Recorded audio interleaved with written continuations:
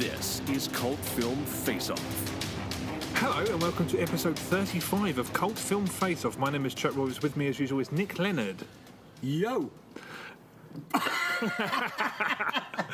This episode we're going to be looking at two staple science fiction cheapies from the heyday of VHS. We're going to be looking at Eliminators from 1986 and R.O.T.O.R from 1987. But we will start off with Eliminators from 1986, directed by Peter Manoogian. After being betrayed by his own creator, a half-man, half-droid named Mandroid joins forces with a ninja, a mercenary and a scientist to exact revenge on his evil maker before the devilish genius can travel back in time to become the ruler of ancient Rome. Eliminators. In a hidden fortress concealed by impenetrable jungle dwells Dr. Abbott Reeves, a brilliant but devious scientist with the power to create. Help the mandroid from the cage to Cullen. Any malfunctions? I had some trouble with this. Feels like a delay in the neurosynapse trigger. And the will to destroy. Move its memory, then dismantle it. It's half human. He must be eliminated. Colonel Nora Hunter has the brains to mastermind the operation. You need a full-time mechanic, my friend. Fontana, the river rat. What are you doing? I saw this in a movie once. When he finds himself in a tight spot, someone else has to pick up the pieces. Kuji, the ninja. He has the martial skills to destroy his enemies. The Mandroid. More machine than man. His special powers will determine whether or not they survive. We got robots, we got cavemen, we got kung fu. What is this anyway? Some kind of damn comic book? It is the most perilous journey any one of them has undertaken. And once they reach their destination, they face the most awesome power on Earth. You don't understand. Soon I shall rule the world.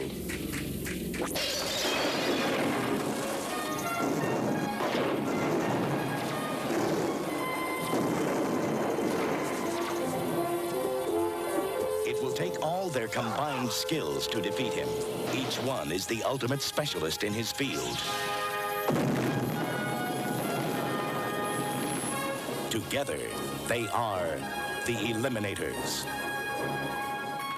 Okay, Eliminators. I had not seen this. Had you seen this before? Yes, I'd seen it. Had you really? Yes, I had seen it before. When you were a kid? When I was a kid, when I was really young, VHS, and I remember it very clearly. Honestly, because it kind of sent shudders down my spine when I saw the VHS cover, because this was a stage when I was very young. I think I was probably 10 or 11 years of age. And if I was with my mum going to the video store, she wouldn't let me rent 18s. Right, of course. So I scoured for anything that looked remotely decent on a 15 certificate. And I rented this, and I rented Critters. And I hated Eliminators when I was 11, right. And I loved Critters. So that was my relationship with Eliminators. The funny thing about Eliminators is that it's the kind of thing that when I saw the It's video... got a great front cover. Exactly. When I saw that, I thought, wow, if I saw that, I'm amazed that I don't think I'd ever seen this. And everybody I've shown that cover knows art the to... cover. No. What? They all look at it and say, that looks like something I should have seen, but I haven't. And that's how I feel about it. I saw it and I was like, that looks like something I should have seen, but I've never seen it before. I'm sure I'd never seen the cover art. And was it better this time? No, it wasn't better this time. All right. It's pretty much it's pretty much an unrewarding experience, Eliminators. I mean, I wish I'd watched the Scott Adkins film of the same name that was done it was made in 2016. I kept getting those two. I mean, it's a film that's it's crammed full of bad special effects. It's illogical, but the one thing I'll say that is going for it is the cast do give it their all. Yeah, that's true. That is very much true. When the credits start and it's that weird, it focuses on the eye and it's kind of spinning around and there's those weird flashbacks. I thought this is going to be like a slightly ambitious adventure that's spanning different timelines and stuff because it's stuff. And I thought, wow, this is going to be like a time travel adventure. No, it's not. Sadly, it isn't. More is the pity. Yeah, really. I mean, God, anything of that. I mean, as soon as I didn't realise it was a Charles Band production. As soon as I saw it, I was like, oh, okay, right, this is not going to. I mean, it's like a wax mark of shit. Yes. Yeah, Steve. He has not got a good hit rate. Top shit rating. Did you? I mean, let's start at the most basic level. Did you? Any look like?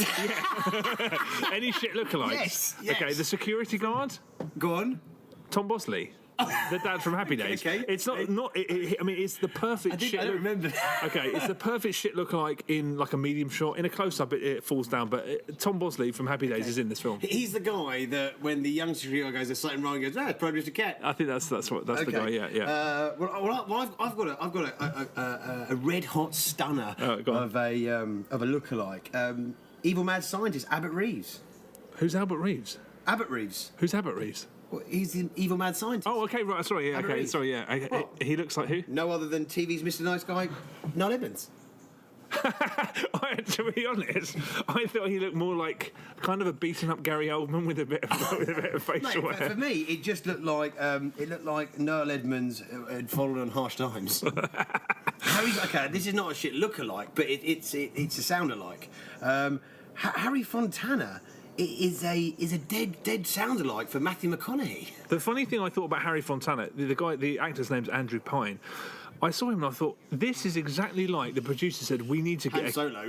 No, well, I mean, there is that. There's also that, but it just seemed like we need a Keith Carradine type because He could be a Carradine. Exactly. He's got that smug factor, and his delivery is kind of similar. But was that really like a market? We need a Keith Carradine type. It seems to be because We need a Keith Carradine type who is a pseudo Han Solo. and that's exactly who he is. Andrew Prine. Sorry, I said Pine. I think He's been quite a few westerns. His IMDb. oh right. Yeah.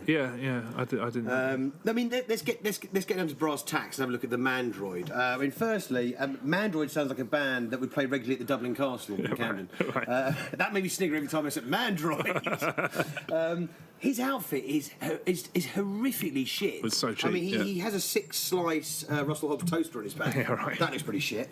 That's just to hide his arm, though, isn't it? Because he's only got one arm. Oh, so that's he's got his arm tucked away. Behind there. Yeah. Also, the cast, the band of heroes that are with him, they always refer to him as the big guy. Oh, Yeah, sorry, yeah. big guy. Big guy, yeah. This actor is barely No, he's not. 5'9", 5'10", you know? And he wears a permanent expression of shit-smelling pomposity. When you do the video, honestly, that's where I got laughs from this, was his look on his face. And also when they dress him up to try and hide the fact that he's a man. Hilarious, with the hat on. It's Yeah. like he's played dress up in his auntie's cupboard. Yeah, it's he's wearing a shocking. very large hat and a sarong over his eye. That's right. I don't remember him having any expression at all. That guy. Oh God, he constantly is like, he had this guy. I think he's trying to look. It's a cross between him trying to look tough or trying to look wounded that somebody wants to deactivate me, and all it comes off as is like he's looking down the nose at people whilst having a shit smeared on his upper lip. I always just thought of him as slightly expressionless, but I'm sure people who live in the South aren't very happy about the depiction in this film. the people in the bar, you mean? Well, yeah, I mean, it's a southern bar, and I can't believe that this is the second Dukes of Hazzard reference we've had in 2 episodes now, but it's a Dukes of Hazzard bar fight, but with Dukes of Hazzard characters. Yeah. Bodega Betty and Morris, I mean, they are straight out of Dukes of Hazzard. They basically go into that bar and say, we need the toughest guide, and there's a fight almost to prove who's the toughest, and then they're constantly chasing them. I don't think they constantly chase them. Tarandine he's the cool guy that doesn't even need to get his shirt dirty because he hangs in the side, walks out, rips his shirt. I mean, the script is so shonky. Shocking, it's shocking, he delivers some crackers. What is this? What is this? Some kind of comic book? We've got robots, we've got cavemen, we've got kung fu. Is cavemen what it was? I thought they were like cannibals or something when the cavemen shot. They are cavemen, are they? Cavemen. Did you? And they even reference them as fruity cavemen. Did you? Another shit lookalike. The leader of that tribe of savages. Did you? Half pint Gordon Ramsay. Did you see that? Half pint Gordon Ramsay. Yeah, short ass Gordon Ramsay. Oh, short. Oh, half. Okay. Yeah. Okay. I need to have a look at that. Okay, yeah, definitely Gordon Ramsay. Yes. The thing is, in contrast to the other film we're going to talk about, everyone's trying really hard to entertain. It's trying to be entertaining despite its modest budget and its utter cheapness. I mean, everything's made out of plastic. It looks like shit. It's barely half a shoestring. Yeah, and the special effects are laughable. And there's no red laser beams. Yeah, I mean, actually, the closest thing that comes to there being a big action scene is that thing on those mobile things when they're firing lasers. It's literally the end of Takeshi's Castle, every episode of Takeshi's Castle, when they're buzzing around firing laser beams at each other. It's a classic B-movie sort of setup because it's this absurd mishmash, like it's a kitchen sink mishmash of genres. And it's not about anything, primarily because, as I said, it's trying to disguise the fact that it's only set in two places. It's set on the riverside and it's set in this big house.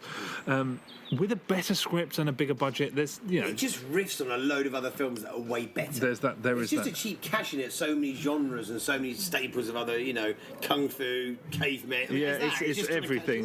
Everything. Also, a really vapid screen presence. I know, they're all trying hard, but Bing Crosby's granddaughter... I think she went on to be Star Trek. Yeah, Star Trek. She's Bing. I had no idea. Yeah. Bing Crosby's granddaughter. So she got into the movie. No way. I had no idea. And then you've got Conan Lee. So Conan Lee is the ninja. Yeah. He developed his own martial art called Realistic Fist. That's right.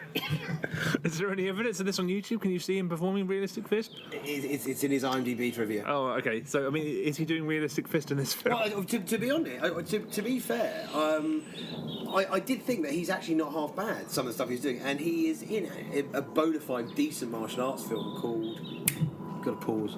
Yeah, he was in not a half bad decent martial arts film called Ninja in the Dragon's Den. It's probably got one of the best final screams ever committed to celluloid. Oh, him yelling, yeah. Why can't I have another series of Telly Addicts? I thought you were talking about... Doesn't the Mandroid shout? No, Abbott Reeves. Oh, sorry. They put him back to like of course they 2 do. That's billion right. years Yeah, BC. Oh, of course. Sorry, it's been a couple of weeks since I saw it. Yeah, I love that there's really no ending. It happens so suddenly. There's just that cheesy freeze frame of them all smiling. I was like, that's endearing because I haven't seen an ending like that in ages. Yeah, I mean, despite what the opening credits suggest, this is a really linear adventure film where the heroes are just sort of pelted with perilous situations left and right. Not all of which make a whole lot of sense. That boat chase sequence. Yeah, I mean, about 2 miles an hour. Yeah. I mean, there's no sense of speed. No, there's no even placement of where the boats are. Yeah, it's just a fucking mishmash, and new characters just thrown at them. I mean, it's a mess, but it is slightly endearing, I'll say. I mean, because everyone's really is trying hard. Yeah, I mean, I found it a little boring. I think it's a little bit dull. I looked at my watch at least 3 times. I probably did as well. But it's kind of vaguely coherent, I think, because it's so straightforward. It's like, they're on a very, very specific mission. I don't think anybody discovering this on Blu-ray today is going to... How the fuck this got a Blu-ray release? Well, I mean, nostalgia, that's it, isn't it? That label... Even as an 11-year-old, I certainly was a discerning critic when I was 11 years of age, and I fucking really couldn't stand it. I don't know, 11 is that age where you start to really give a shit about the crap that you watch. You won't just watch any old shit. I remember because I remember looking at it, loving the potential of the artwork, and going, what a complete... And the two I picked, Critters and... Ghoulies and Eliminators... I was like, well, Eliminators. I was taking a bit of a punt on this, but was it Ghoulies or Eliminators? Sorry, was it Ghoulies or Critters? It was Ghoulies. Oh, it was Ghoulies. Critters. You did initially, yeah. Ghoulies. Right. I mean, that's. I mean, it's. There's not really much to say. It's another one of those films that if you weren't around when it came out, I don't really know what's in it. It's amazing what shit got what shit people got away with in the 80s, and what shit people thought was acceptable entertainment. Yeah, if you're not that's why my little mind is not warped. Well, probably warped. There is a charm to this, but I mean, I would never recommend it to anybody. I couldn't recommend it to anyone. No. Okay, so onwards. Potentially upwards. Yes, R.O.T.O.R from 1987, directed by Cullen, Blaine. R.O.T.O.R, in case anyone was wondering, stands for Robotic Officer Tactical Operations Research. A law enforcement cyborg prototype escapes from a laboratory and promptly goes on the rampage. Can its creator, Dr. Cold Iron, possibly stop it? R.O.T.O.R. 25 years in the future. The ultimate weapon against crime will be the judge, jury, and executioner. And it will not be human. But here, the future has already arrived 25 years too soon. Impossible. Robotic. It's okay, honey. It's a police officer. Officer. Tactical. Operation. Research. R.O.T.O.R. Its prime directive: to judge and to execute anything that stands in its way. The rotor walked through a busload of nuns to get to a jaywalker. The perfect police officer. It won't stop.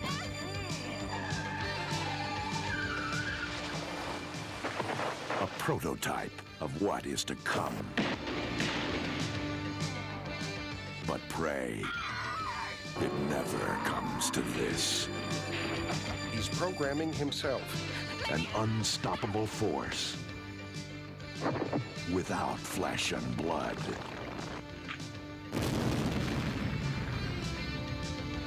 R.O.T.O.R.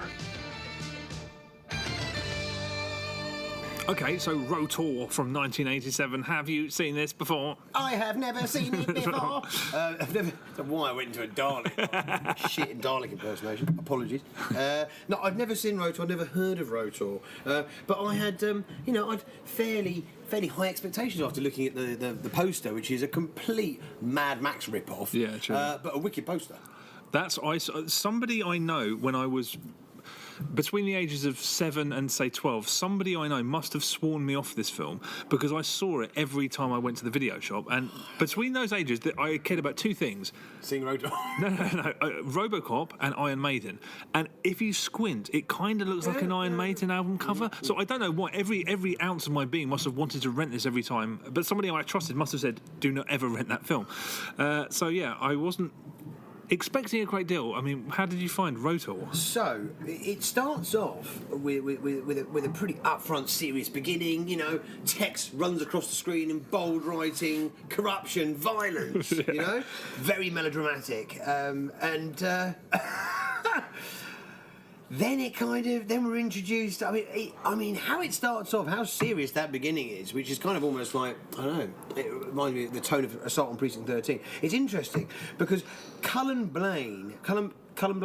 Yeah, I mean, that should be the hero's name, Cullen Blaine. Cullen Blaine. But what is the actual guy? What's the name of the hero? Dr. Cold Iron. Yeah. So this director, it is his swan song. It's his debut and his swan song. Yeah. For a reason. This guy has solely only worked and had a career in children's television. Absolutely. The whole tone of it is children's television. But yeah, when it starts, alarm bells were ringing for me because it says, today's headlines: rape, robbery, arson. I was like, that's a shit headline. That's not much of a headline. And also, there's voiceover that's supposed to insinuate that you're hearing traffic, like weather people on the radio. It's it's backed up here, boy. There's so much traffic, and it's like there's no traffic. There's footage of no traffic whatsoever. I was like, something's definitely wrong. This film is assembled by an insane person because day goes to night suddenly and vice versa, particularly at the beginning, but I'm pretty sure it happens throughout, and it's just completely incoherent. At first I was like, who the fuck is narrating? I don't know who the hero is. Who's talking? It turns out it's your man, Calderon. yeah, Dr. Cold Iron. Dr. Cold Iron or Dr. Calderon? Cold Iron. Aesthetically and structurally, it really resembles a bad trip. There's so many sequences where I just felt like this was really trying to make me have some kind of reaction. In particular, the driving scenes. In the beginning of the film, there's a montage of the same car driving down a road for what must be 2 or 3 minutes, and there's a and I was like, this is like trying to make me have some kind of I'll tell you whatever you want. I don't care. It was like a torture technique. I was like, what is going on? Just trying to pad the running time up with footage of a car. There is an unbelievable amount of padding in this. I mean, there's a sequence where it's basically a day in the life of Dr. Cold Iron. Yeah. Right? So it starts off on his ranch, which is an eerily empty place. Yeah, completely. There's one horse, and that's There's no fucker there, right? Yeah, right. And not only that, we got to watch him get out of bed. We got to watch him go into the kitchen. We got to watch him put like 7 sugar cubes into the coffee because the coffee's going to the stallion, and he's going to eat the carrots. I am subversive. And then he spends the afternoon blowing up trees. The weirdest thing is when he walks out of his house to give the coffee to the horse, and he eats the carrot. The friend of ours who was watching it with said he's not going to walk over there slowly because the house is in the background and the horse is in the foreground, and it takes what, 30 seconds? 30 seconds of screen time, and you watch your man walk from a house to a horse. I was like, for God's sake, if this film had everything that any other editor would cut out of it, people arriving places or leaving places, it would probably be about, I reckon, 15 minutes long max. All of the shit that every other editor would cut out is that's what the film is, really. Did you laugh out loud at anything? Oh, me and the friend I was watching it with, we almost died during the board meeting. The board meeting? Oh, I mean, that was... The board meeting. How can you not remember the board meeting? It goes around each one of them. It goes around each one of them in the room, basically... Asking inane questions. No. Oh, they're asking inane questions, and it's everything that's said is gibberish, utter gibberish. Yeah.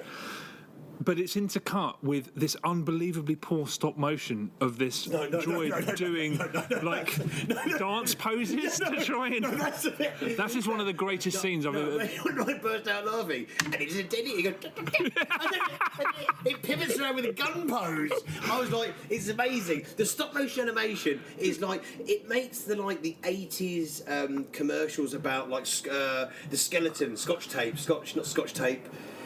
And it was. Again, and rewind. Yeah, I remember that. Because basically, it's like some endoskeleton with. I mean, it's so basic. It's like a skeleton constructed with a Meccano set, yeah, right? Because no. It would look way better if it was done with Meccano. I'll tell you that right now. But that's it. That made me laugh out loud. Any big laughs? Well, I mean, I the friend I was with when we were watching, I thought he was going to die during that board meeting because it's this devastatingly poor actors, though some of them quite memorable. The gibberish that they're talking intercut with this tiny stop motion exoskeleton. I mean, that is one of my favourite scenes that I've seen since we started doing this podcast. Because it's trying to prove how dexterous it is, but at some point it does yoga, and it just opens its mouth and opens its jaw. I mean, that's hilarious. And also, I rewound this 3 times. I know he doesn't say it, but I defy anybody to tell me what he does say, because he says, I have a question. University of Bowel Movement. That's what he says. University of Bowel Movement. I'll insert that here. He doesn't say it, but it sounds enough like it. Dr. Allen, Jardin University at Malibu. It's interesting you talk about bowel movements because Dr. Calderon obviously keeps a literal logbook of the people who work in the department, because he talks about his colleague and goes, that man hasn't had a single bowel movement in over a week. I told him to leave off that home cooking. Oh, that's right. I mean, you're talking about a Troll 2-esque line of brilliantness. There are some very good lines in this. Ridiculous lines in this movie. It's like a chainsaw set on frappe. I don't know how I missed that one. What was that? It's like a chainsaw. I missed that completely. That's Calderon on finding out the project has gone renegade. You didn't miss that? No, I don't know how I missed that. It's like a chainsaw set on frappe. I got the feeling that's how Terminator started. No, I did hear that. And then there's another one like, what is that? A shit sci-fi movie? You know, the villain, the villain. The fuck would you call R.O.T.O.R? The renegade cop? What the fuck would you call it? I don't know. R.O.T.O.R? Isn't that? What do you call him? He's got R.O.T.O.R written on his helmet. Well, R.O.T.O.R the band, but it looks like a Harley Davidson logo that they just. It probably is. It really probably is. I mean, this is. We talked about Eliminators having a meager budget. I mean, fucking. Eliminators had 10 times the budget of R.O.T.O.R. I think that's fair to say. They refer to a key that can shut R.O.T.O.R down. Mm-hmm. That is a gold lighter. I didn't really. It's a gold lighter with numbers written on it. I thought it did look like a conservatory key or something. It's a lighter. It's basically a click. It's a fucking lighter. Is it? Yeah, I freeze framed it, and I'm like, that's a lighter. Yeah, so R.O.T.O.R is an invincible cop, but he's Achilles heel. This is a version to Carl. That's shocking. I mean, that really is quite shocking. When did that seem like a good idea? I know. The R.O.T.O.R android can literally see into the past, but he can't handle hearing a car horn. It's fucking insane. This film is... The annoying thing about the second half is that it's much more conventional. It is just like a robot on the rampage, so it kind of makes some sort of sense.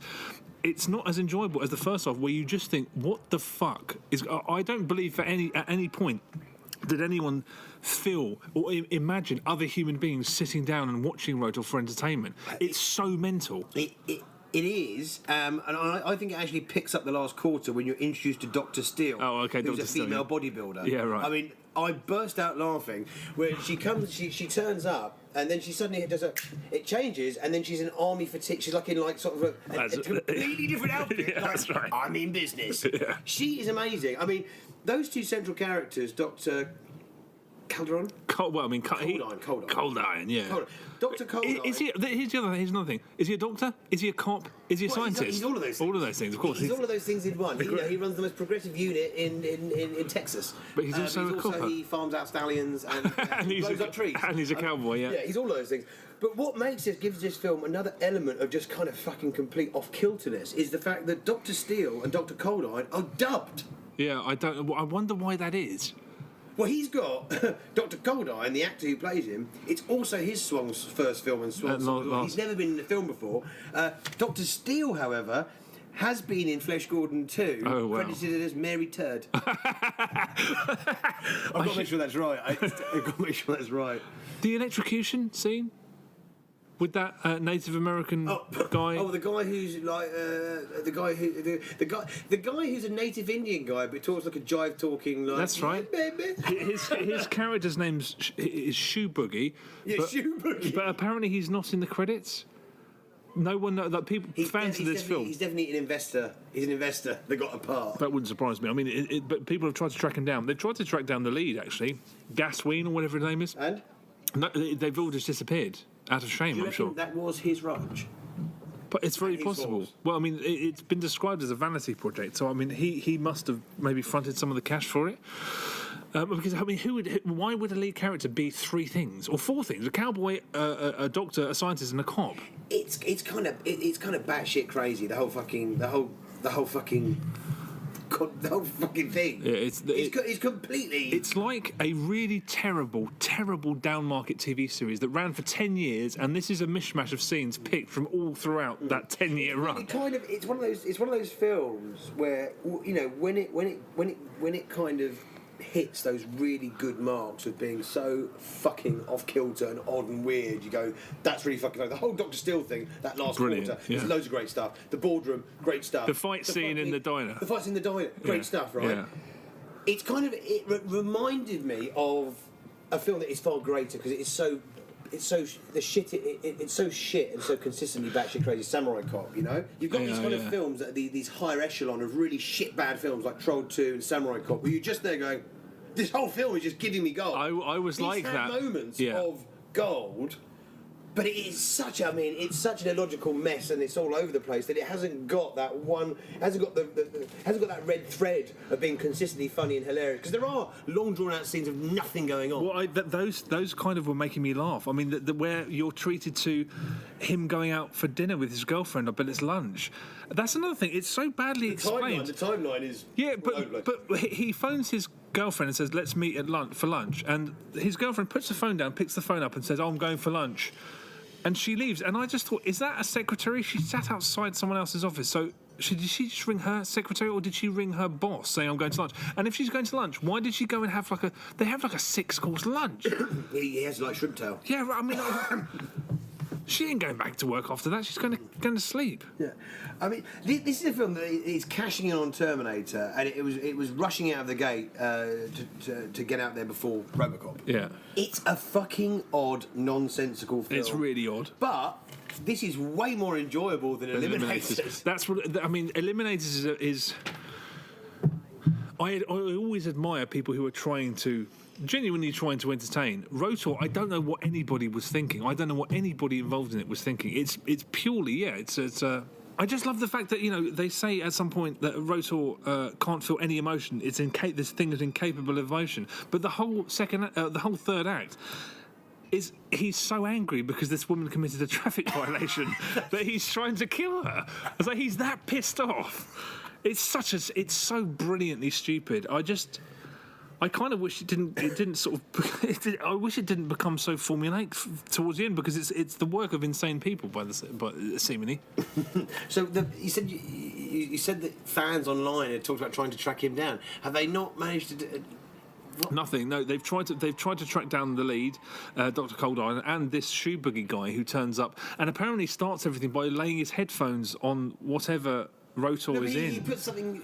Isn't he causes a reaction. Yeah, doesn't he hang his headphones on? I mean, you can't really tell. It's so badly shot, you don't know what you're looking at. Yeah. I'd love to know if fucking Cullen Blaine's kids' TV is really trippy as fuck. Everything he works on is completely trippy. It's really trippy. It is actually really trippy. I reckon this must be this is a stoner's delight. Yeah. If you like getting baked, I think you because if you stumbled upon this, and you like smoking. I mean, what the fuck is going on? I think I'm sure there are people that would have just started, having a really bad time because it seems so antagonising. Like, why the fuck are we looking at a car? The thing about it though is that it could like if you watch the trailer actually the trailer kind of positions it in a way that it could go a bit dark and grimy. There's nothing dark and grimy about it. It's so cartoony and kind of comic book. Yeah, really. It's enjoyable on that level. It doesn't go dark and down that road that so many of those films that this is it's like a badly dubbed European film that always has that air of kind of when a thing's going to take a wrong turn. But really. It doesn't. No, it just becomes more formulaic, which is annoying. I love the fact that the R.O.T.O.R android's HUD, its heads-up display, is just a crosshair. It's just a cross. But when he really loses his shit, it just kind of inverts and goes to a Polaroid, what's it called? That's right. Yeah. I mean, it's so... An X-ray kind of screen. It's so bargain basement. We're leaving out, I almost forgot about the best character in this film, which is the wisecracking sort of giant R2-D2 thing that's got like a laser printer for a head. Oh. His name's Willard. Oh, yeah, but that Willard is a direct relative of one of my favourite... Oh, you're talking about the Rocky... My favourite robots in fucking cinema, which is, hello, Polly, it's your birthday. It's your birthday, that's right. They're cut from the same fucking fibre cloth. It's so brilliant, though, because, they talk about R.O.T.O.R, that machine, that Willard, is completely self-aware, and they're like, we need 25 years before R.O.T.O.R can be self-aware. And it's just like, well, I mean, you've got him... I mean, it's asking girls for phone numbers. I'm pretty sure that Willard is the character that says, I got the feeling that's how Terminator started. I think it is, yeah. He's like, hey, baby, give me those digits. The voice sounds like somebody who's supposed to be quite stoned. It's like, hello, baby. I mean, that's comedy gold as well. I love the fact that they keep talking about how it's like society's gone to shit. And I'm like, this looks like a crime-free oasis. This looks pretty tame. Yeah, I was like, I'd quite happily live in this. The robbery looks pretty tame. Yeah. No one got hurt. No, exactly. Not the bad guys. Exactly. They didn't kill anybody. I'll happily live in that future. Talking about the heist scene, which is the most lightest of heists. I mean, Calderon's dialogue, Dirtwad, comprende, bro. Yeah, really. Dirtwad is dickwad. No one says dirtwad. I think they do in PGs. Oh, right. Yeah. But is this a PG? Definitely not. I don't know. Maybe this can't be a PG. Maybe there's no real overt violence. I bet it was a PG, wasn't it? 15. I mean, they were way more stringent back then as well. What you can get away with now compared to then, it's got to be a 15. There's blood. There's kind of. Is there blood? Yeah. The guy that he shoots. I mean, the deaths that R.O.T.O.R, people that R.O.T.O.R kills. He kills that guy with a bullet shot to the head. Oh, maybe you're right. I don't remember. He gets his chest ripped open. Oh, there is that, I suppose, but that's kind of. Yeah. Maybe it's not acceptable for a PG. I don't know. Yeah, it's one of those films that skates. I don't know. For me to sum this up is. I would way more happily recommend this than Eliminators. Me too. And it's one of those things, we've talked about this in the past on the podcast, is that if you have a fucking belly full of beers, you can watch this as a group of people who are like-minded, like their B-movies and like their schlocky films. I think you're having a fucking good time with this. Yeah. At least for the first half, I was kind of disappointed that it started trying to make sense, because what I loved about it was just how nothing made sense. I reckon with a bit more money and some rewrites, Eliminators could have been genuinely a pretty good sort of B-movie. Like I said, I don't know. I honestly don't believe that anybody at any point sat down and said, imagine that people would ever watch R.O.T.O.R. It's so fucking insane and so... It seems almost against you. So, yeah, R.O.T.O.R is a one-of-a-kind. R.O.T.O. KO's Eliminators. I totally agree, yeah. I mean, R.O.T.O.R is so brilliant for... not long enough, and Eliminators. But then I love the fact of Dr. Steele. I mean, the Dr. Steele introduction is fucking great. Yeah, though I mean, there is truly great things. I was thinking there, oh my god, are they actually going to? Because there is obviously zero chemistry, because that guy's incapable of chemistry with anybody on the screen. I was like, are they going to try and get together? That would have been great. I'd have watched a spin-off film with those two. Yeah, me too. All day long. They kind of set it up for a sequel at the end, didn't they? Amazingly. I would watch films with those two as the leads being dubbed like. off on their adventures of, like, you know, I don't know, him opening up that unit in another state and stuff. I mean, fuck. I definitely watched that as well. I mean, you kind of feel sorry for Eliminators because they were trying to make something decent. Right. R.O.T.O.R was the winner. That's it. Hands down. Yeah, that's it. R.O.T.O.R Smackdown. But yeah, thanks very much for listening. Check out all our social media channels and stuff. Keep an eye out on our blog because we put up a few weeks before we record what films we're doing. If you have any anecdotes about those, mini reviews, any of that stuff, we'd love to hear it. Just get in touch via Twitter, Facebook, or on the blog. And yeah, we'll see you next time. Thanks for listening. Ciao, Blaine.